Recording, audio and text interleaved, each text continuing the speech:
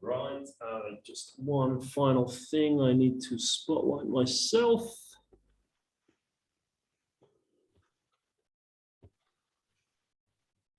Okay, cool. All right, so hello everyone.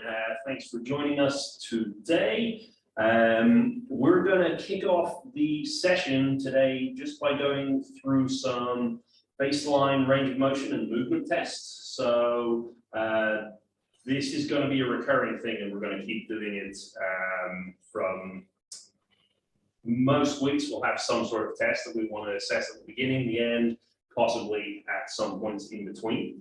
And basically what we need to look for is a kind of range of motion, a flexibility test that we can reassess and see if it's getting better. I'm going to run through a standard set of things that you can be testing out. If there are specific movements or specific things that are more meaningful to you or more important to you, then I would also recommend that you try those out in this time. So I'm going to start off with my feet together and hands together in front of my body. And I'm going to start off with just some rotation. So I'm going to be rotating to my left, to my right, and just getting a feel for A, how far can I go, and B, how comfortable does it feel? So I'll see how far can I rotate in relation to my body. So don't look at what you can see on the wall. Later on, you might be in a completely different place.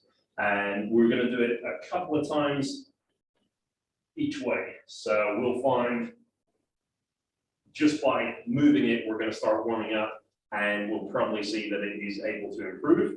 Then we're going to go to our shoulders. I'm going to look at internal rotation in my shoulders. So that is arms up at 90 degrees like you're a scarecrow. And then one arm at a time, you're going to roll it down like you're trying to, I don't know, bounce a basketball, close a lid. And the same deal, it's how far can you go and how comfortable does it feel?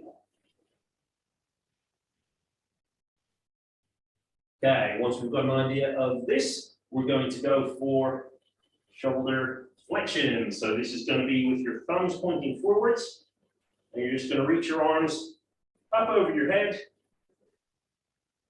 See how far you can go. Try to pay attention in this one. Can you reach your arm up without arching in your back? So without feeling like your hips press forward or without feeling like you're sticking your chest out. We want to get just straight up over the top. Once we've done a couple on either side of those, we'll look at a forward bend. So this one's going to be with feet together, fingertips touching the thighs, and you're going to slide all the way down if you're trying to touch your toes. So legs are going to stay straight the entire time, all the way down. If you can get to the floor, great. You can try and put your hands flat. You can try and bend your arms. If you can't get to the floor, just note, same as always, how far can you go? How comfortable does it feel?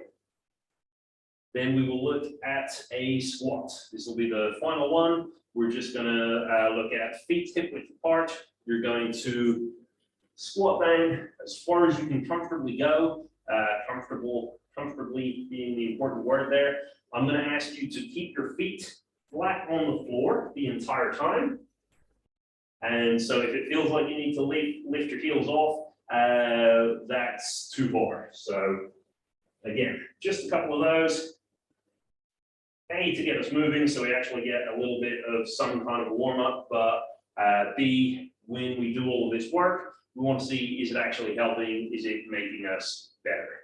Okay, for now, we're going to need a chair. So a lot of today's session is actually going to be sitting down, some of it's going to be lying down, and we're going to be looking at quite an intense breathing exercise in a little bit. So actually, we don't need to be doing too much standing up. We'll save that for some of the more coordinated exercises at the end.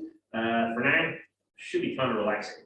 So all I'm going to ask you to do is, while you're sitting in the chair, probably have been already, but you're just going to take 5 breaths and just pay attention to the breath. So you don't have to do anything special. It's not really deep breaths and really deep exhales. It's just 5 regular breaths, just breathing in and out, just trying to pay attention to how your breathing feels.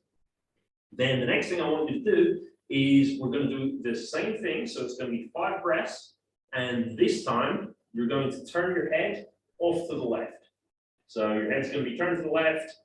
You can go as far as is comfortable. So you're not trying to strain, you're not trying to give yourself a cramp or anything like that. It's just going to be 5 breaths, looking to the left.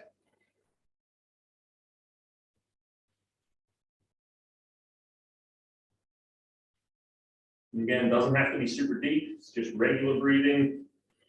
If you can breathe slowly, then great, but it doesn't have to be all the way in and all the way out. We'll do the same thing now over to the right. So start as soon as you're ready. It's going to be 5 breaths to the right, just going as far as your head can comfortably go. Sitting, however, feels comfortable as well. So I'm sitting up nice and straight just because that feels good for me. If slouching down is what feels good right now, that's fine too. We're only paying attention to your neck. And once we've done our 5 breaths there, we're going to do the same thing, looking down. So your head's going to be looking down towards the floor, and 5 breaths once again. The whole time when we're doing this as well, you're paying attention to your breathing, and just notice, does it feel any different when you are in any of these different positions? And it might, or it might not. Some may feel slightly easier than others. Then finally, we're going to lift your head right up to the roof. So it's going to be breathing in, breathing out, nice and relaxed, 5 times.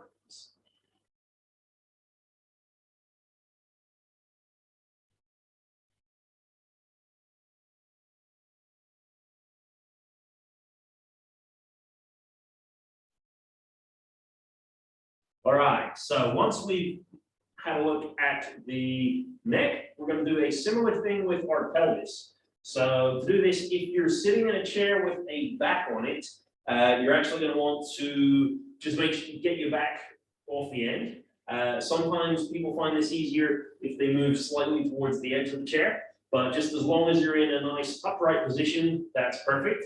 And what I want you to try and do to begin with is just play with rolling your pelvis. So the rules are your spine is going to try and stay as straight as possible, and then your pelvis is going to kind of slouch. It's going to roll back as if it's just sort of given in, it's got tired, given up. And then you're going to try rolling it the other way. So you're going to roll all the way in and just really see if you can emphasize it. So again, I'm keeping my spine straight, but now my pelvis is trying to roll. It's like I'm trying to push my belly button out towards my knees.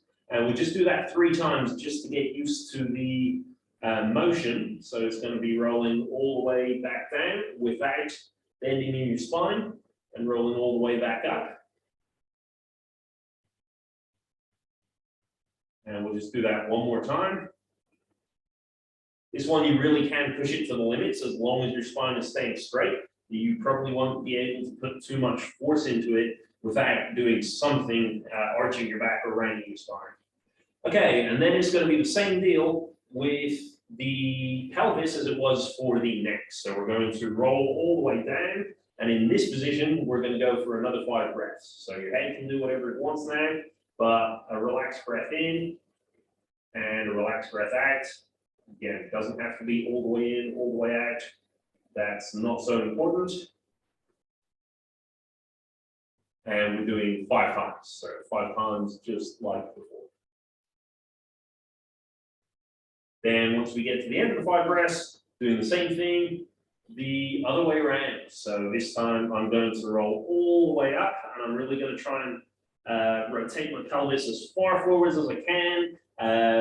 Try not to give yourself a cramp. If you do feel like your muscles are working quite hard, you don't need to push any further. But if it feels like you can go further comfortably, then do really go for the comfortable limit, I guess, is what we're looking for. And again, if you haven't started already, we're doing our 5 breaths. So breath in and breath out, nice and relaxed.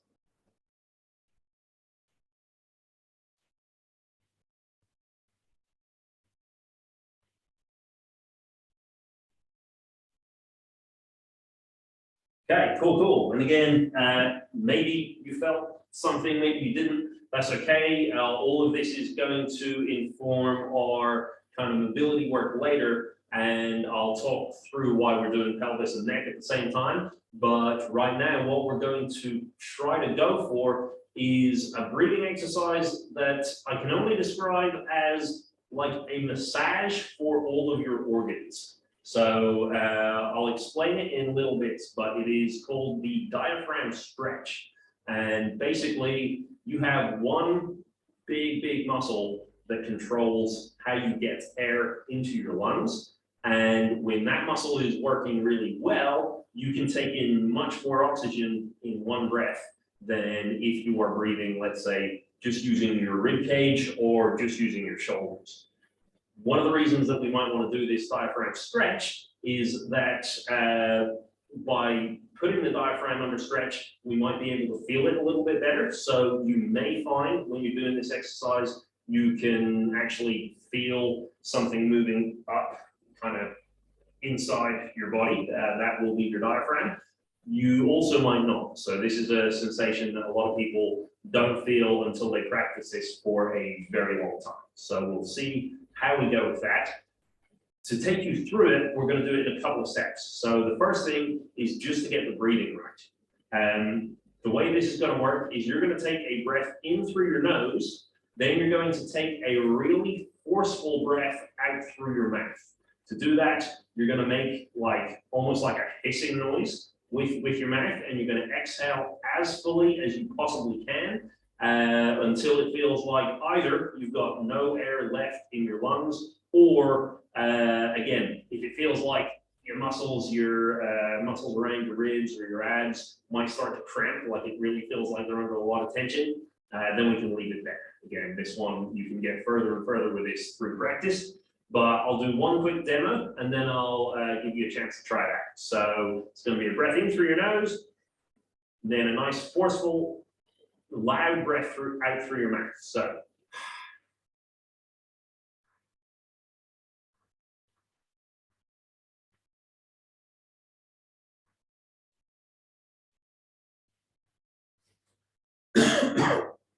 Okay. If you get this for a very long time, coughing is something that might come up. So again, if this is your first time ever trying this super forceful breath out, you don't need to go the entire way. Just let your muscles tell you when it might be a little bit too much. But yeah, you can start trying now if you haven't already. We're going to go for 2 or 3 rounds and just really force air out as much as you can. The more air you're forcing out, the more the diaphragm is going to be pressed up in towards your lungs. And again, you might not feel anything yet. As long as you're exhaling nice and forcefully, this is going to put a little bit of stretch on your diaphragm. Okay, so the next stage of this diaphragm stretch exercise is we're actually going to take it down to the floor. So I'm going to take my chair, I'm just going to put it off to the side. I'm just going to give a quick check on the camera to find out how much of the floor I can see. I've been made a little minimized a bit. You're going to get yourself down to the floor. You're going to have your feet flat on the floor, and you're going to be lying on your back. I'm just going to move back a bit in case you can't see me, because I actually can't see what you can see on the camera from here. So you're going to be lying down on your back. Your head can be relaxed on the floor. I just feel weird doing that when I'm trying to talk to the camera. And your feet can tuck in nice and close. Now, when we do the diaphragm stretch this way, we actually, all of the organs in our body are going to react to gravity. And as the diaphragm presses up, they're all going to get this kind of really gentle massage. And that's sounds weird, and it sounds like, maybe it might be a little dangerous. It's actually a really good thing. So your organs build toxins all the time. So anytime they're working, they're creating waste products in all of the cells. And the way that we get rid of that is diaphragmatic breathing. But one of the big problems about today in modern society is a lot of people don't actually breathe through their diaphragms at all anymore. So that's what we're going to try and do now, is if we can put the diaphragm under stretch, it's going to encourage it to move on the inhale, and that's going to cause all of our organs to just get a little bit squashed, and that's going to flush through all of the fluid and toxins and all the things that we kind of want to push out of there. To do the exercise, there's only a few extra things that we got to do. So it's going to be the same thing, a breath in and then a nice loud forceful breath out. The two things that you want to add to that though are your pelvis. If you remember the pelvis exercise when we were sitting in the chair where we tried to roll back, you're going to try and tuck your pelvis under just like that. That's almost, you can imagine like you're trying to lift it off the floor. Okay, so you don't have to lift it off the floor, but you're going to rotate it, roll it that way so that your whole back is flat down on the ground. Then, once you've done the inhale, you're going to lift your arms over your head. And you can do that two ways. If you can comfortably have your arms straight, then you're going to keep them straight. If that is really uncomfortable or painful or awkward, you can also try to put them somehow on the ground. So you can make fists. If you're a gymnast or super flexible, then maybe you can put your hands flat on the ground. As long as they're over your head, then this is going to work. So I'll do one demo, but feel free to try along if you get the idea. It's going to be a breath in, arms over your head. Then you're going to do this loud, long, forceful breath out.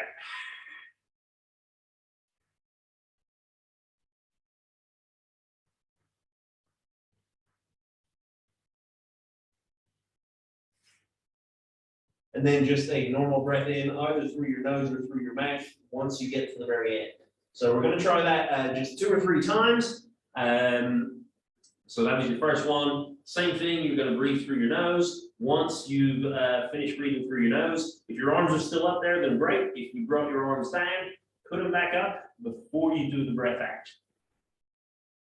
And again, this is, you might feel something kind of traveling upwards just above your stomach.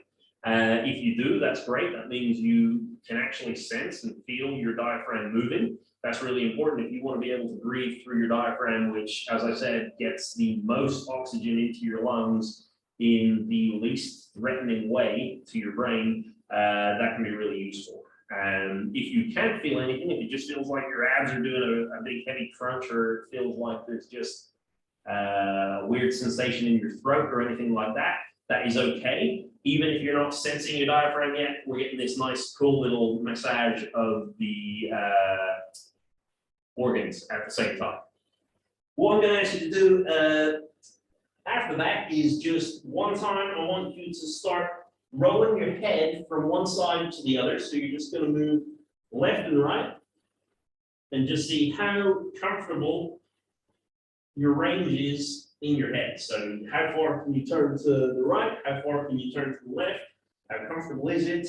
And then we're going to do the same thing up and down. So you're going to see, first of all, can you lift your head off the floor?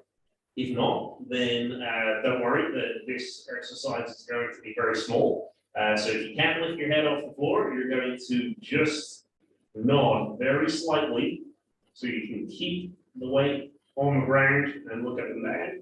If your head comes off, then you're going to see how much range you have to look up and look down with your head off the ground. Once we've done that, you're going to do the same 2 exercises we did with your hips. So now we're going to see, can you tuck your hips under? So again, that's as if you're trying to roll them off the ground. So your pelvis is going to roll all the way in. I'll move my hands in case you can't see.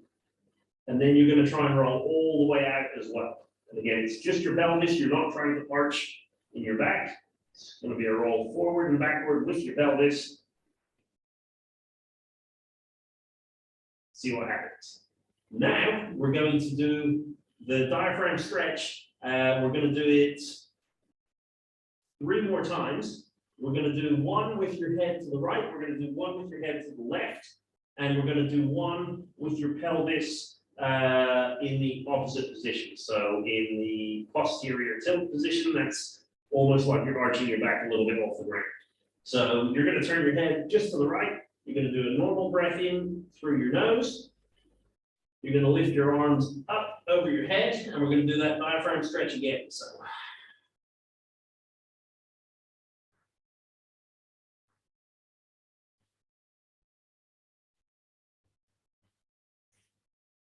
Once you need to breathe in, just relax for a second. We'll do the left side in just a minute, but pay attention. Did it feel any easier? Did it feel more difficult?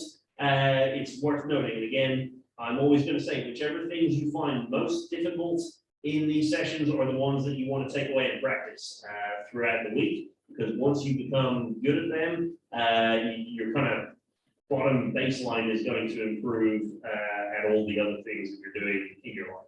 We'll turn your head to the left. I'm just going to keep facing this way. So turn your head to the left, normal breath in, arms up over your head, and nice long exhale out.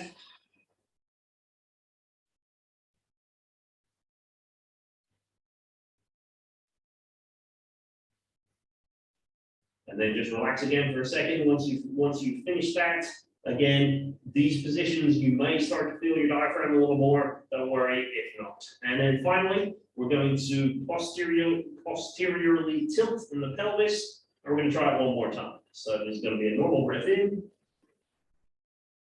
Arms up over your head. This is probably going to be the hardest one to feel. And breathe out.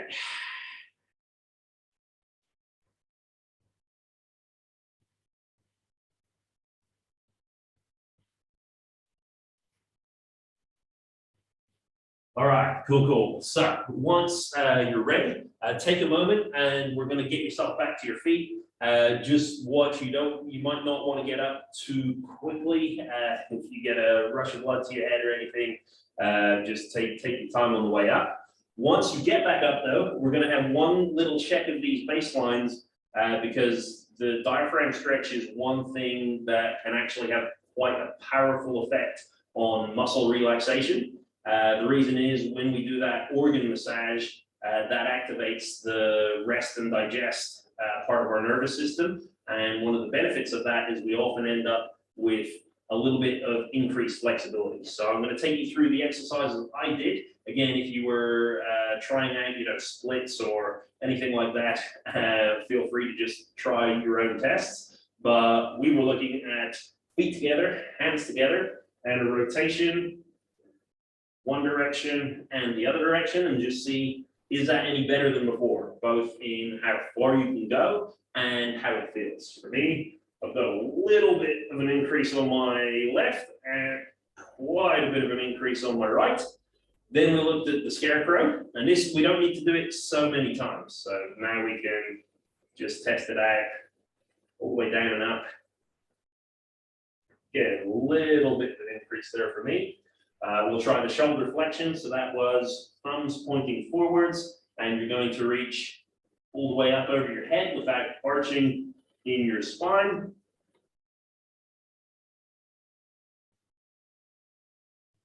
Then we had the two bigger muscle groups. So with your feet together, fingertips onto your thighs, and we're going to try that forward bend. See how far we can get. And then the final one was the squat. So now we're going to see with your feet back hip width apart, and it's just going to be how far down can you go, how far up can you go any further than you could before? Does it feel any easier? And again, if you find that any of these were actually more difficult than last time, that is a pretty big indication that your brain is currently feeling a bit threatened by this diaphragm stretch. And again, that really shouldn't be the case. So that means on the benefits you're getting from that organ massage, from using your diaphragm, are being outweighed with signals of threat or danger coming up from, maybe it's the abs, maybe it's the intercostal muscle, something like that. That is definitely an indication that I would want to practice that stretch. So just for reference. All right, so today, one of the things we're going to do, the vision and vestibular exercises, we're going to combine with our neck and pelvis exercises. The reason I'm combining the neck and pelvis is based on how we move, based on how we walk. The reflexes in the neck muscles and the reflexes in the muscles around or lower spine that connect to our pelvis, they often work together. And so a lot of the time when we work one, if we work the other at the same time, we get double the benefit for each one. So what I'm going to ask you to do now, we're first of all just going to look at the same exercises that we did sitting down, but instead of just looking left and right and up and down, I'm going to ask you to draw a circle with your head. So we're just going to look at a full circle with your head. Your eyes can look at whatever you want. That is fine. But you just want to try and get the maximum amount of movement and maximum amount of range as you can with your head. One thing to note is when I'm looking up, I'm not looking back. So you don't need to drop your head back at the top. You can just imagine pushing your chin up to the roof. We'll try this same thing the other way.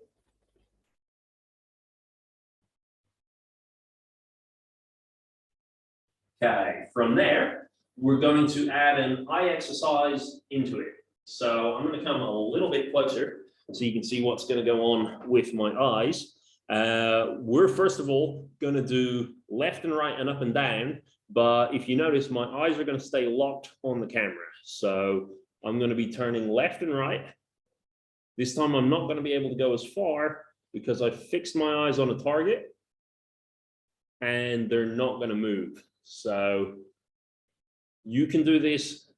First of all, get a target that's nice and small. So something that's very specific that you can focus on.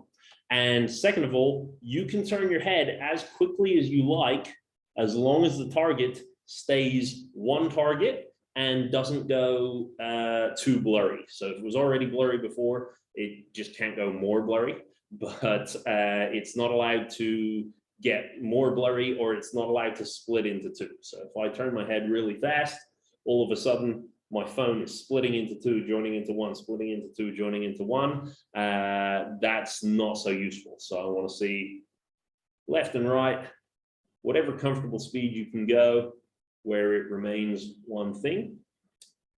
Then we're going to do the same thing with up and down. So again, I apologize if this looks really creepy in the camera. And you can still be standing up when you're doing this. Okay, and then if that works, we're going to try this same next circle, but we're going to do it keeping our eyes locked on a target. So now you can start at whatever extreme you want, and you're going to see if you can draw circles all the way around, keeping your eyes fixed on the target. For some of you, you may end up getting kind of dizzy from this. So again, you can slow it down to whatever speed is comfortable. We'll try the other way as well.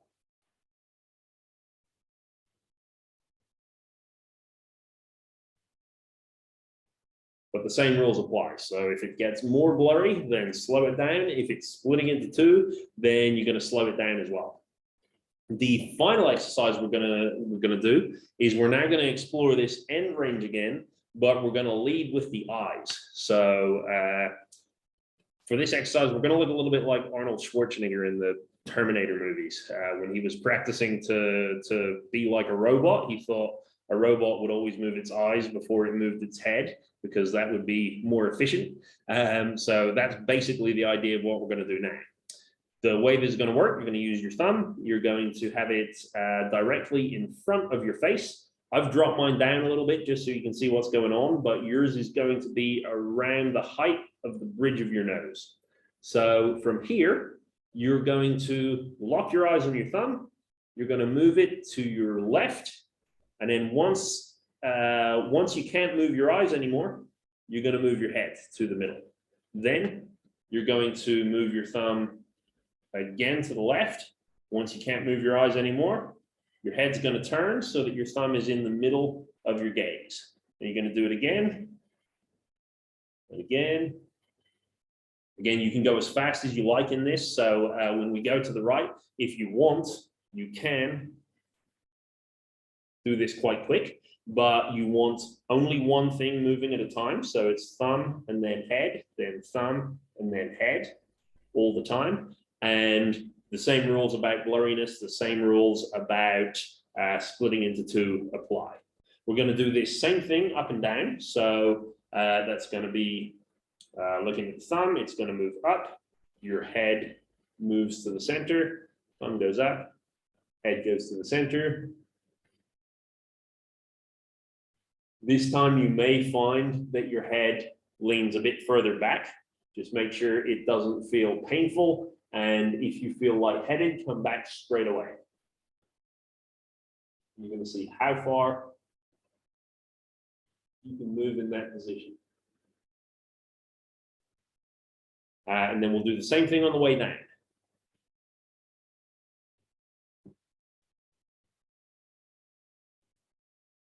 Obviously, down is going to finish a little bit quicker. Then the final round is we're going to do the same thing, but this time it's going to be with a head circle. So what you're going to do is you're going to put your thumb in the center. You're going to drop your head down, but keep your eyes looking at your thumb. And then you're going to start to draw a circle. So you're going to start to draw a quarter of a circle, and then your head is going to move around.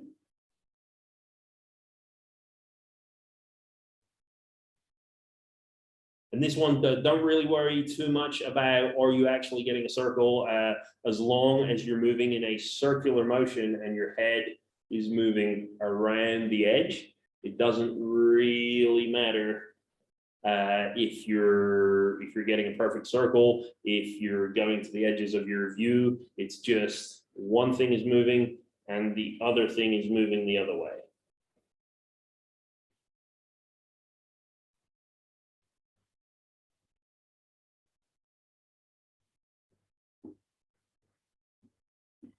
Okay, so out of all of those exercises, again, try to remember whichever ones you found the hardest, because now we're going to look at some pelvis exercises and combine some of the head exercises with it at the same time. So for now, we're going to look at the same pelvis movements that we did in the chair, and we're going to try and add two more. So to do this, you're going to need soft knees. So my knees are going to be bent just a little bit. I'm going to try and just rotate and roll forwards and backwards with my pelvis. So again, my spine stays nice and straight. There's not really any motion going on in my spine, but my pelvis is going to try and suck all the way in, just like it did on the floor, and then it's going to try and rotate all the way out without any spine motion.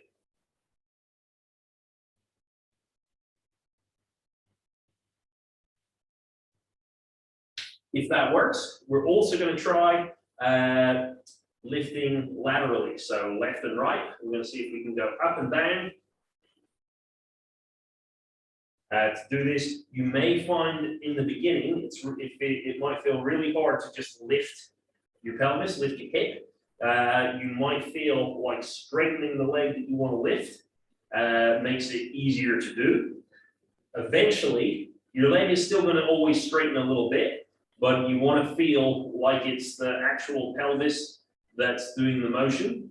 And usually you'll know that's the case if it feels like it's happening very smoothly. So we've looked at forwards and backwards, we've looked at left and right. We're now going to see if we can make it move in a circle. So basically, we're going to tuck your pelvis in, then you're going to lift one side, then you're going to rotate and roll the pelvis out, and then you're going to lift the other side.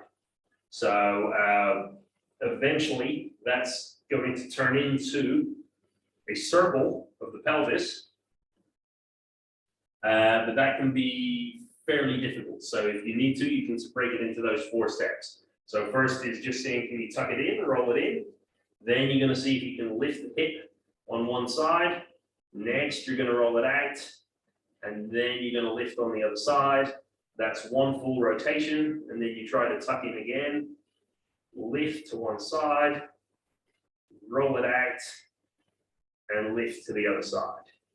So again, this one's really important. Like I said, your pelvis has a lot of strong connections with your neck, and it's often a very neglected body part. I'm just going to let you keep trying that, see if you can get the circle or at least the 4 points in the other direction.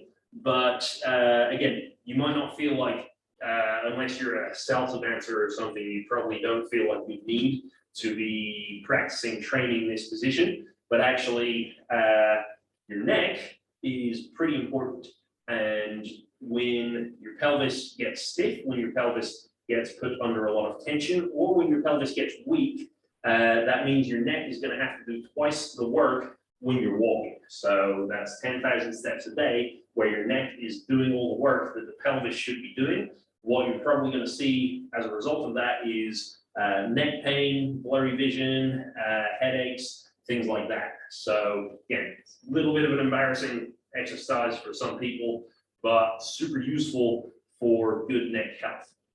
What we're going to do next is I'm going to ask you to choose one of these 4 pelvis positions. I'm going to choose the lifted. I normally find this is the easiest one. And then I want you to go through one or a couple of the head exercises that we looked at. So the basic one was seeing, can you move your head left and right? And you're just going to see, can you actually go any further? Or are you restricted now that you've got your pelvis lifted to one side? We can also look it up and down. We can also look at circles. We could look at our keeping our eyes fixed on the target and turning our head. And we can do that up and down, or we can do it in circles. Or we could look at the visual tracking. So we're going to move our eyes, then we're going to move our head.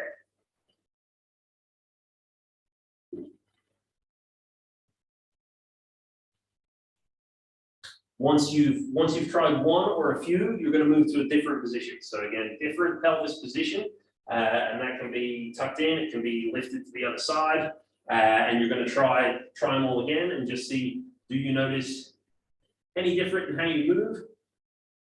Does one specific position make you more dizzy? Do you notice more tension in other parts of your body?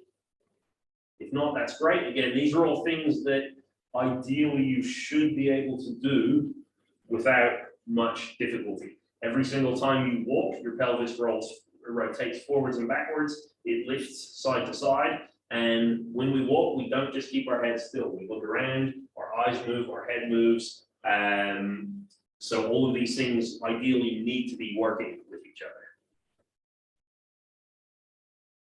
Okay, we'll try one more position. So again, this time I'll go rotate it back and just one more time. So try it. We've got you're doing something with your eyes, whether it's locking on a target, whether it's just jumping from place to place, or it's leading the way. And we've got this head circle and head motion.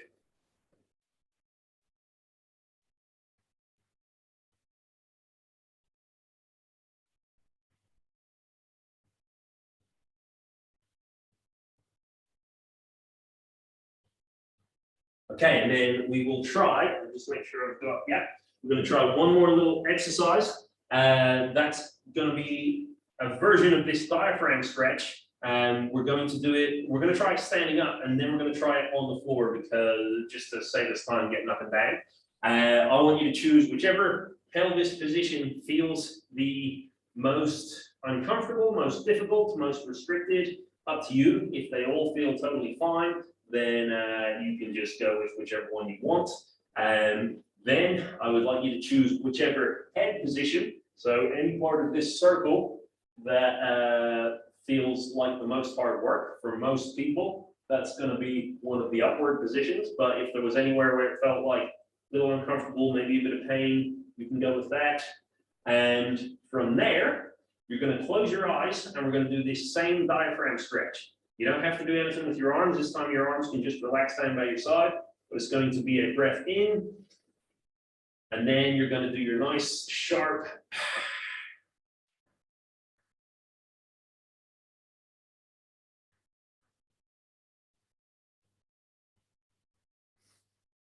and then just relax. Again, if you did find a position that's actually quite difficult to hold, I'd recommend doing about 3 to 5 of these during the week. So when you're practicing, we're going to take it down to the floor just one last time. So you're just going to get yourself down to the floor.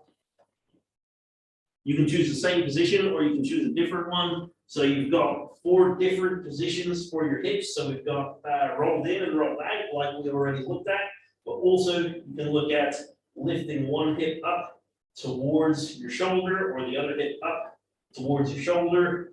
And from there, then you've got 4 different head positions. So you can be looking left, you can be looking right, you can be looking up, you can be looking down. And if you were able to lift your head off the floor, you can also do all of those positions, any one of those positions with your head off the floor. So I'm going to do looking up with sideways tilt in my pelvis. You're free to choose whichever one you want to do. And we're going to do a normal breath in. You're going to lift your arms over your head. Just check if you've got your head off the floor. Make sure you can maintain this. And then breathe.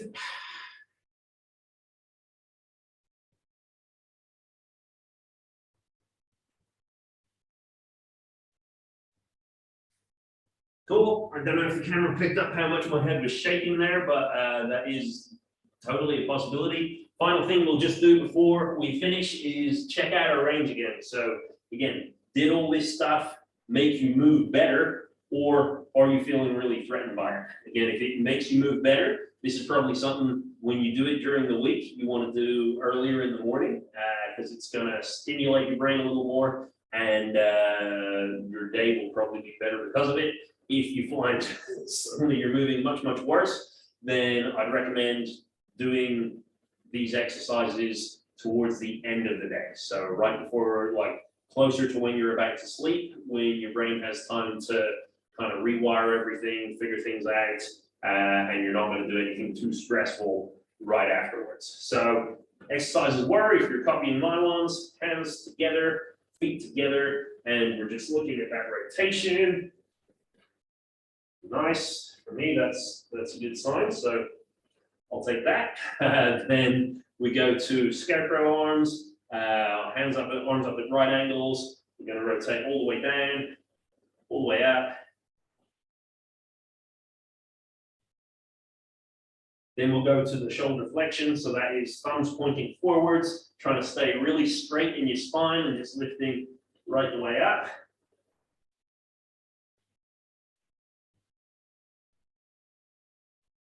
And then the final 2, we had feet together, hands on your thighs. Then we're going to slide down and just see how far we're getting there. Then we'll finish up with your squat. So feet back, hip width apart. Heels stay flat on the ground the whole time. How far down can you go? Is it any better? All right, and then for the lesson, we will leave it there. Thank you all very much for trying it out. I hope at least some of the exercises were interesting. Yeah, we'll see you later. So I'm going to stop recording now.